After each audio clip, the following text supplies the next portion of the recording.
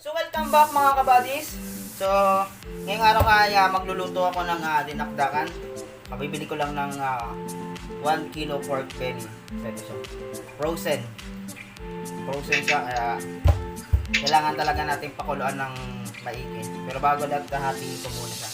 Siguro mga ganito lang kalaki kasi kami dalawa lang naman ni Buddy dito ang kakain. Ito lang ang gagamitin ko. So ito, itatabi ko para mamaya pang ano namin, pwedeng pang lechon kawali mamaya. Ito nga, nugasan ko na nga.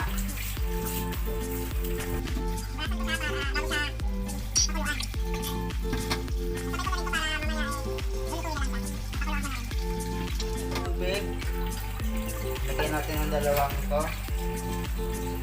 Lagyan ng asin, paminta, laurel. So dito guys, yung laurel kakaiba. Tignan nyo. Hindi kagaya ng laurel sa Pinas. Ewan ko kung dahon ba talaga ito ng laurel. Ayan.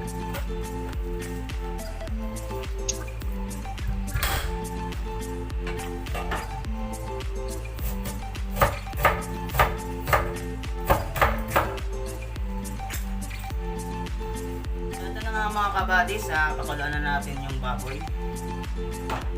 Ayan, pwede natin silang pakuluan ng mga 30 minutes.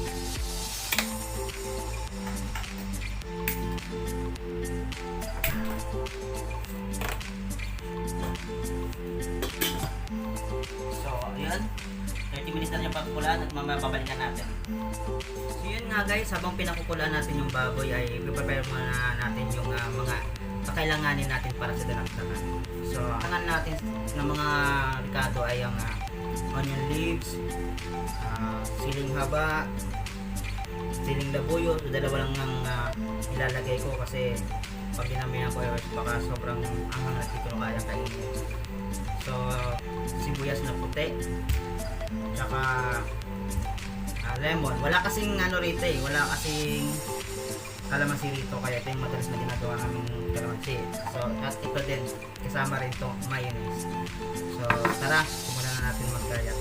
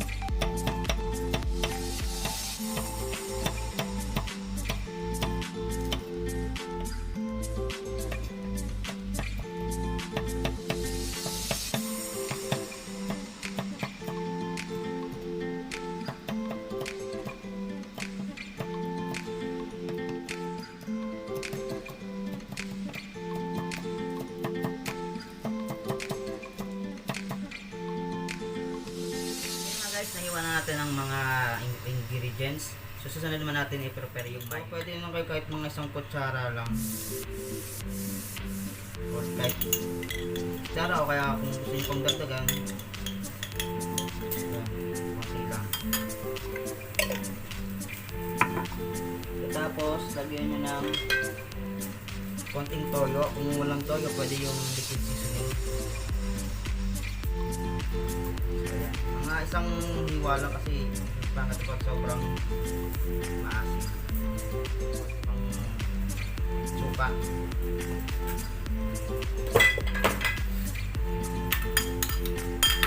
Saluhin lang natin.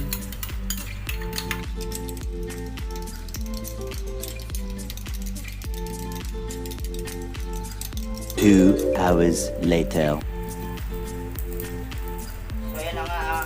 After ng ilang minuto ay kumukulo na. Matagal na rin siyang napakuluan. So, gagawin ko, kukunin ko siya, hatiin ko siya kasi yung loob nito hindi pa talaga na pakakulaan, hindi pa siya napapasok ng tubig kasi frozen to eh. Kunin ko muna siya. Kuhain ko siya para mapakulaan ulit.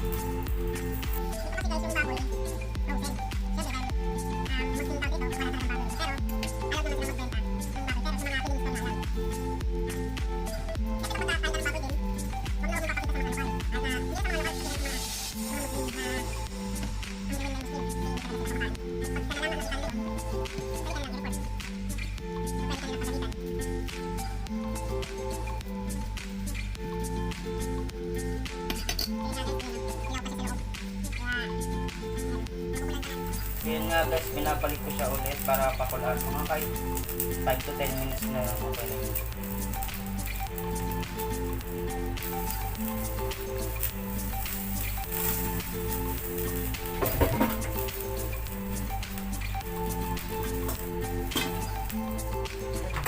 Hindi ba rin ako makita?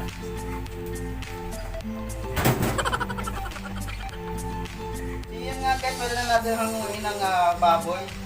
Patay lang natin kung kalaan. So,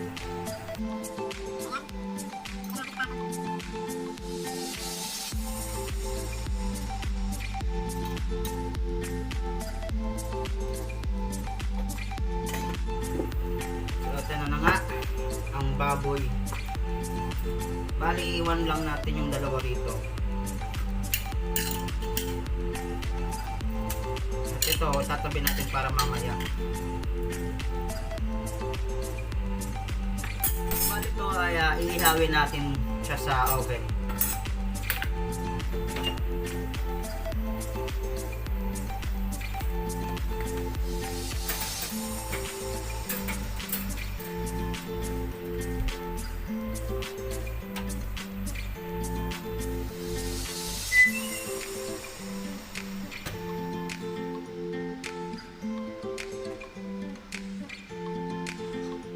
Kasi natapos na nating ihawin ng baboy.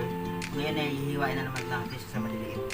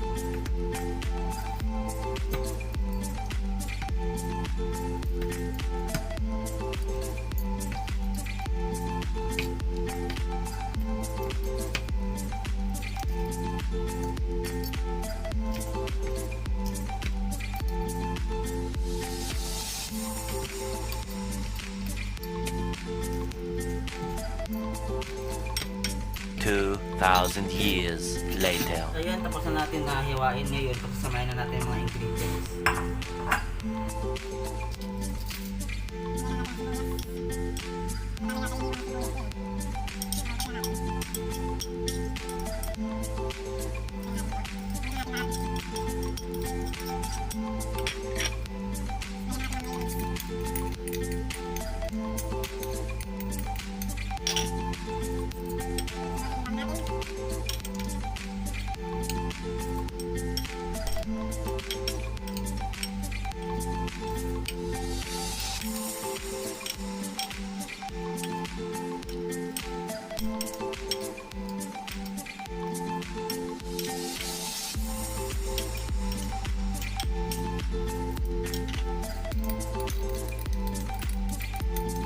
One eternity Yun later. nga guys, tapos na natin na gawin ang dinakdakang tikman natin.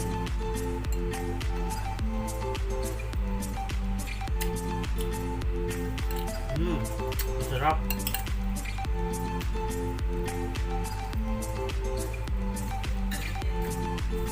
Sarap siya mga kabady. Ngayon papatikim naman natin kay Buddy Jason. Yun guys, titikpan na ni Buddy Jason niluto kong dinakdakan. Tinitikan ng